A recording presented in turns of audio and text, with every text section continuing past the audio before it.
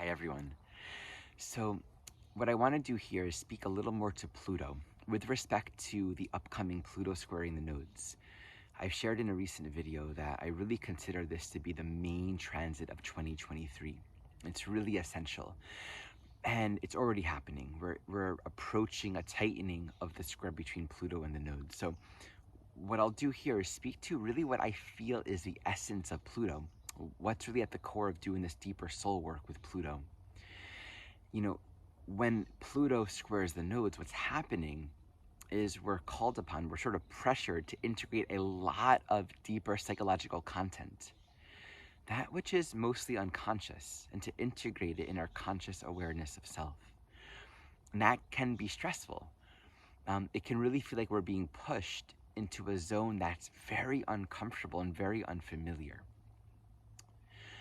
And so what happens for most of us when we are pushed in that way, when we find ourselves challenged by an experience and this nodal axis moving into Aries Libra, it's very relational. And I'll be speaking more to this in the future as well. When we find ourselves pushed in this way, for the best of us, a common initial response or reaction is one of some degree of victimization. It's where we will tend at first to be uncomfortable and irritated and put off or put down. We will see something or someone or some circumstance as keeping us from what we think we need, somehow impeding our freedom or our agency or our sovereignty. In the discomfort, it's often that's the initial conditioned response and emotion that arises. Now, most of us don't abide there, right? We might have some degree of self-reflection where we can kind of look at the thoughts we're thinking and not necessarily react from that perception. When we react from that perception of seeing that the world out there, how things are showing up, are actually pressuring and limiting us, and we see that as the problem, we will create war. We will create a lot of problems. But here's what I want to tune into. As much as we might understand this dynamic, right, there is a truth to evolution that says you're going to be somewhere you haven't been before, and content will arise that you haven't faced yet. And sometimes the very things we most wanted not to happen, or the very places that we are poked in the ways that we hope to avoid, will come up one way or another. Anything that's within us that we're not looking at, the graceful, compassionate flow of evolutionary necessity says this has to come through, this has to come out, right? You can't take that with you. It stays there. And it promises at some point it needs to be resolved. And so when we're facing that edge and it feels so threatening, I think a part of what happens during this Pluto square is we really are called upon to look very deeply at what is my core commitment. Because really, ultimately, the choices we make, the actions we take, which point back to the thoughts that we're thinking about our reality, the perceptions that we're holding, point us back to what we care most about. And we realize, oh wow, this is actually revealing where I'm committed to adversity, where I'm committed to seeing myself as victim to my life, or where I'm committed to smallness, where I'm committed to stuckness, to entrapment, where I see myself as limited and incapable of making any choices or any changes for the better. We're going to see what we're really committed to by the perceptions that we're projecting, that we're extending out into the world, and then also by how we are responding. And this is humbling. It's humbling, and it just can feel hard. It's humbling to recognize that what we actually want might not actually be the story we've been telling ourselves about what we want, because we're demonstrating to ourselves what it is we really want by the world that we're seeing. And so then this becomes an opportunity not to spray a bottle of rainbows and unicorns and just affirm, I only want love and light and truth. It's to really recognize with honesty, oh, this is in here. But do I want to identify with it? Do I want to allow this to become my reality? And we can feel tempted. In fact, our perceptions are always validated. It's just the way the world works. It's hard to recognize that the world is more of a mirror than a fact. Right? Whatever we're perceiving out there, life will do the thing, the people will say the thing, circumstances will organize in just a way that will absolutely fit our existing decision to see the world in a certain way. Right? It's always proving back to us what we've already decided, and it feels real. Well, this person did this. Yes, this is what I believe about them. It feels very real. But there's always a space for reinterpretation, and that space for reinterpretation can't come from the suffering mind. It can't come from the mind that's perceiving such an uncomfortable and unsupportive world.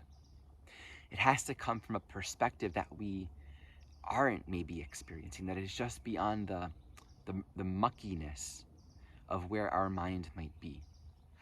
And so meeting where we're at with honesty and just acknowledging and having a little bit of a willingness, a little bit of space to say, I'm open to a different way. And this brings us back to, what am I committed to? What am I most committed to?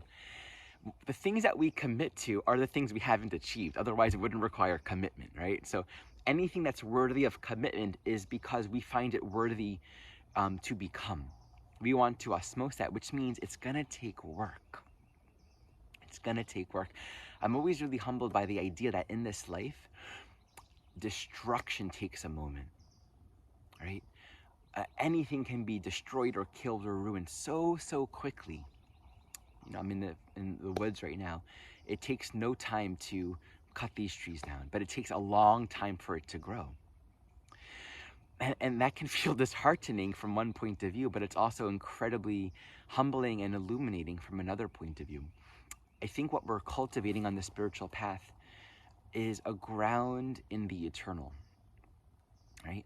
And all the things in this world are, we can think of them as props for our practice, for our learning, for our mind training.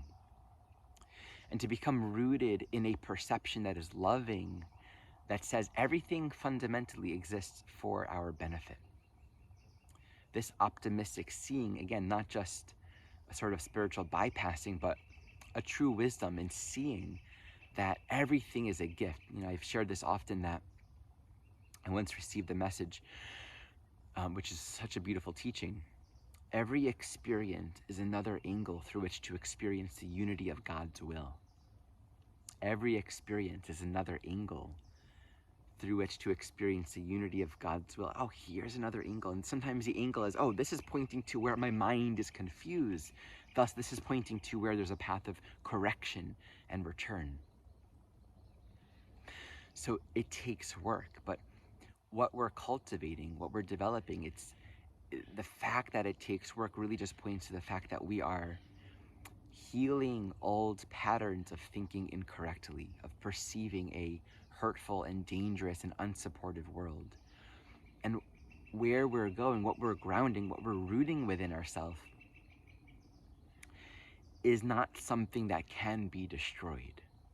And that's a very beautiful and healing thing to think about. Doing this work now and being willing to be uncomfortable, being willing to not have an answer. Yeah, being willing to simply recognize, here I am. I think sometimes evolution is kind of like really being between a rock and a hard place. Within the framework of our existing perceptions, we don't have an answer. We don't know what to do about it. And that's because the caterpillar can't ever conceive of butterfly solutions. So we need to give ourselves to the process. You know, the world loves and celebrates this idea of almost validating our unloving perceptions. Right? Someone treats you a certain way, put your foot down, you know, walk away, tell them that, you know, you deserve better. And it's interesting because our unloving perceptions and what we might interpret in the face of, you know, things not being what we want or not being treated the way we want to be treated. What we might interpret as empowering decisions is actually a little bit of a deception, where we're putting an empowering cloak, or an idea of an empowering cloak, over self-righteousness and defensiveness and protection and isolation. Take, for example, the idea of thinking resentful thoughts about someone that you think you don't like. In the moment, it might feel good, right? To think about, oh, this person's suffering, or I hope this, to think negatively about someone that you think deserves it. Or to say, this person was toxic. We love toxic, right? Toxic person, toxic relationship, toxic masculinity, toxic femininity. And it feels so good to say, I'm not putting up with the toxic fill in the blank anymore. It seems empowering. And of course, relatively speaking, we are all where we need to be, and whatever we feel we need to do at the place that we're at is what we need to do. I'm speaking to this insight here that really, if we look at it honestly, it's not actually empowering in a true sense. The body doesn't know that your unloving thoughts are meant for someone else. It has no clue. The body doesn't know about someone else. It's just like an empty template that receives what we give it. It's completely innocent and neutral in that way. So generating these unloving thoughts, you're actually giving it to yourself. Our entire system is receiving what we think we're giving to others. And what we think we perceive in others, we're giving to ourselves. It's like a little hidden trick that you only really notice it if you're really looking at it. It actually doesn't feel good. It doesn't actually heal in a true sense, ultimately. Meaning it's not where we want to stay for too long. Maybe for a time, if that's what we think we need to do. I'm not one to judge that, but ultimately, we don't want to abide there indefinitely. Because it really does say then we're going to settle into a perception where we really believe it's justified to believe that there are people, places, and things out there that are undeserving of our love, and even more so, deserving of our hate. So to really become aware of the damaging effects of our thoughts, what we're doing to ourselves says, on some unconscious level, I must believe that I deserve this. Otherwise, I wouldn't give it to myself. And this takes us back to, well, what do I really want? What do I feel I really deserve? What do I want most? And this will bring us to our commitment and our practice and our devotion to return and return over and over again to healing our perceptions and our thoughts. And I always think about thinking, in the end, it's really more about, is it useful or not? I'm not such a big fan of like factual, right? Is that true, or is that, because we'll pull out facts and data to conform to whatever it is we're wanting to believe or see. In the end, is it helpful? Does it make us more available to the love that we are and to what is essentially true? Or does it help build more of a sandcastle around whatever illusions we're wanting to uphold? So this Pluto square in the nodal axis, again, being in the Aries Libra axis, it is really bringing up. I mean, right now they're in Taurus Scorpio, and then moving into Aries Libra, they're both speaking very much to the personal and the shared. That's what those four signs, those two polarities, speak to in the most general way. And we can appreciate that our relationships are a perfect mirror. We don't have to know what to do, right? Just think about any facet of our own life, how in fear or unloving perceptions, it's very almost innate that the mind will also go into solution. It's more about solutions, and perspective comes from a healed mind. And we have to recognize we need help. We need to practice, and we need to be open to learning a new way. So this is what I find to be really at the essence of the Pluto work, and it's uncomfortable. And I share it so I can continue to learn it and practice it. the fact that we're here, the fact that we're in this human life, in these bodies, in my view, says that we all found it worthy to learn these things. And the way that I perceive it and think of it is this is a school for returning to love, for remembering, and for healing. And thus the curriculum is all relevant. There's nothing that's arising that isn't a part of this greater healing. We just might not always understand it. Okay, couple announcements for you. This week, the Essentials course begins. This is part 1 of the year-long training program. The Essentials course is all about tuning very deeply into the natal chart as a way of understanding the soul. During this course, we're learning all of the basics, the evolutionary meaning of the signs, the houses, the planets. We spend a lot of time applying planets in signs and houses. So it's a study of astrology, and it's also a spiritual practice. It's a way to deepen our knowledge of who we are as a soul and that which is universal to all beings in this life. The teachings of this course are rooted in the evolutionary astrology paradigm as taught by Jeffrey Wolf Green.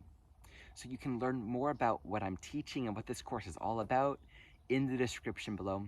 I have various tuition assistance options available for those who need as well. We're also starting very soon, for those that are already very practiced in evolutionary astrology, a more advanced practice course. You can learn more about that below.